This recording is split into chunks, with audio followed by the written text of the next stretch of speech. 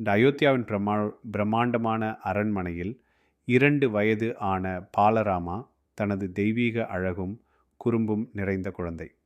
அவருடைய மென்மையான நீல நிற தோல் ஒளிர அவரது சிறிய அங்கிகள் மெல்ல நகர்ந்து கொண்டிருந்தன. தாய் கௌசல்யா அவருக்கு தந்த லட்டு ஒன்று அவரது குட்டை விரல்களில் அனைத்தாயத்தி அணி தேஸ்டர் நான்ஸ்டாயின் அணிந்தார். அரண்மனையின் தோட்டங்களில் பல விலங்குகள் இருந்தாலும் பாலராமாவின் பிடித்தவைகள் குறும்பு செய்வதற்கு பெயர் பெற்ற குரங்குகளே. அவை மரங்களிலிருந்து துள்ளி கொண்டு வந்து சிறு அரசபுத்திரனை ஆர்வத்துடன் கவனித்தன. ஆனால் இன்று அவற்றுக்கு வேறு திட்டம் இருந்தது. பாலராமாவின் லட்டுவை திருடுவது. பெரிய மாமரத்தின் கீழ் அமர்ந்திருந்த பாலராமாவை நோக்கி ஒரு புத்திசாலி குரங்கு நழுவியது. கண் இமைக்கும் முன் அது அவரது சிறிய கரங்களில் இருந்த லட்டுவை பறித்து மரத்துக்கேறிவிட்டது. பாலராமா ஆச்சரியத்துடன் அவன் செயலை கவனித்தார். ஆனால் அழவில்லை, பதறவில்லை.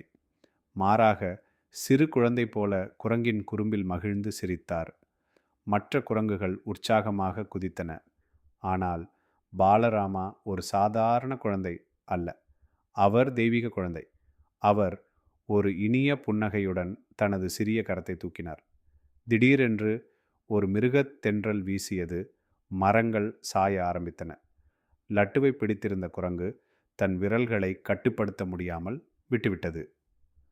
லட்டு மெல்ல விண்ணில் மிதந்து திரும்ப பாலராமாவின் சிறிய கரங்களில் வந்து சேர்ந்தது.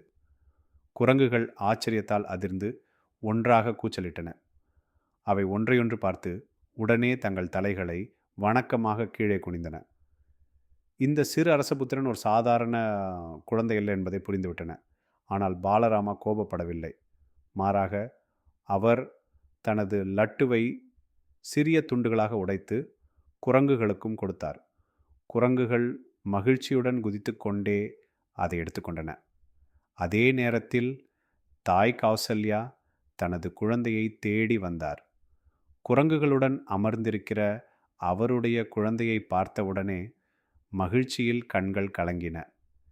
என் குட்டி, விலங்குகளுக்கு கூட உன்னை மிகவும் பிடிக்கிறது என்று மெதுவாகச் சொன்னாள். பாலராமா சிரித்தார். அவரது பெரிய நீண்ட கண்கள் தெய்வீக ஒளியுடன் ஜொலித்தன. அவ்வளவுதான். 2 வயதிலேயே எதிர்காலத்தின் மிகப்பெரிய அரசன் தன் கருணையும் சத்துவத்தையும் அனைவரிடமும் அன்பு செலுத்தும் தன்மையையும் வெளிப்படுத்தினார்.